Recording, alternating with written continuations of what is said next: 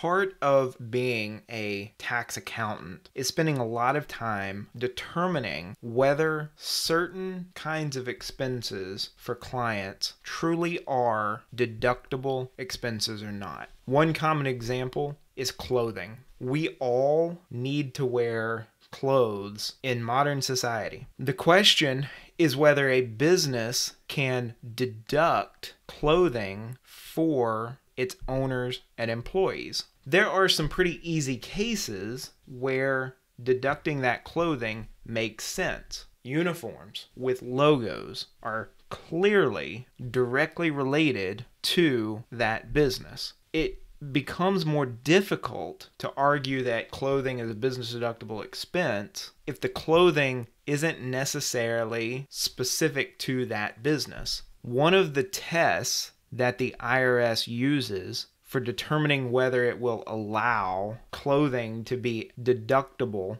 to a business is whether or not you can wear that clothing outside of your business. So the same suit that an attorney could wear to court could also be worn to the theater or to church or to a funeral or to some other kind of personal event. In those cases, those suits probably wouldn't be deductible to the business. For realtors, they tend to wear normal clothing without logos, but they have name badges. That isn't a permanent aspect of the clothing they wear. Even though they know they need to dress up for work or they need to be presentable, the clothes, the hair, the makeup, all of that isn't specific to the conduct of their business. In other words, getting your hair done or getting a haircut or having a certain set of clothing can be beneficial for both your business and for you personally. In those cases, it's generally not going to be